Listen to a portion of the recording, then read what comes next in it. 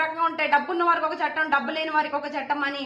కానీ నిజ నిర్ధారణ అయితే ఎవరికైనా ఒకటేనండి. చట్టం ముందు ఎంత పెద్దవాళ్ళైనా తలదించుకోవాల్సిందే. మేము ఇలాంటి వీడియోలు చాలా చెప్తా ఉన్నాము. అవేర్నెస్ ప్రోగ్రామ్స్ కూడా మేము చేస్తా ఉన్నాము. చట్టం ముందు అందరూ సమానమే.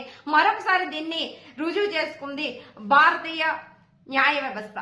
ఎలా జరిగింది అనంటే, కర్ణాటక మాజీ ఎంపీ ప్రజ్వల రేవంత్ ఈయన మహిళలను తీసుకుని వేధించి వాళ్లపై బలవత్కారం చేసి ఆ వీడియోలను మళ్ళా చూసుకుని నేత్రానందం, రాక్షసానందం పొందే ఒక వ్యక్తిని, ఇది ఉన్నటువంటి ఫ్యామిలీ బ్యాక్గ్రౌండ్ ఏంటంటే దేశంలో అత్యంత పెద్ద పలుకుబడి కలిగినటువంటి రాజకీయ కుటుంబం. వాళ్ళ తాతగారు మాజీ ప్రధాని, వాళ్ళ బాబాయ్ గారు మాజీ సీఎం, ఇద్దరు కూడా మాజీ ఎంపీ. ఎంత పలుకుబడి ఉన్నప్పటికీ కూడా చాలా వరకు కేసులు పెట్టారు. అవన్నీ రాజకీయంగా నన్ను వెనక్కి లాగేయడమే, తొక్కేయడమే, నన్ను అలా చేయాలి ఇలా చేయాలని చెప్పేసి ఎక్కడికక్కడ కవర్ చేసుకున్నాడు. కానీ ఒక మహిళ యొక్క చీరను ఈ ప్రజ్వల రేవంత్ను పట్టించింది. చాలా వినడానికి ఆశ్చర్యంగా ఉన్నా ఇది మాత్రమే నిజం. చీర ఎలా పట్టించింది అనుకోండి. అతన్ని పట్టించడానికి సరైన సాక్ష్యాలు ఎప్పటికీ ఎవరు సంపాదించుకోలేకపోయారు. ఒకసారి ఒక ఆవిడ మీద అత్యాచారం చేసినప్పుడు ఆవిడ ఏడుస్తూ చెప్పింది.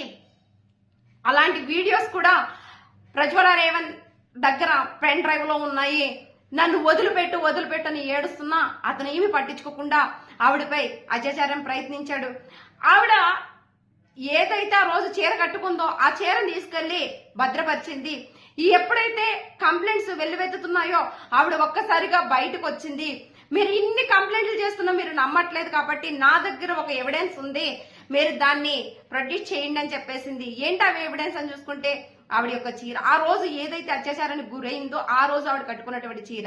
ఆవిడ చెప్పింది, ఇదిగో నా మీద బలవంతం చేసినప్పుడు నా దగ్గర ఉన్నటువంటి చీర, దీని మీద ప్రజ్వల రేవంత్ స్పామ్ ఉంటుంది, మీరు కావాలంటే అతనితో కాదో డిఎన్ఏ చేసుకోండి, ఏలి ముద్రలు ఉంటాయి, అవునో కాదో తేల్చుకోండి అని చెప్పేసి పోలీసులకి న్యాయ వ్యవస్థకి ఒక సవాల్లాగా మాట్లాడడం జరిగింది. ఇంకేముందండి, రేవంత్ దొరికిపోయాడు, జీవిత ఖైదీ శిక్ష పడింది. చట్టం ముందు ఎవరైనా సమానమే.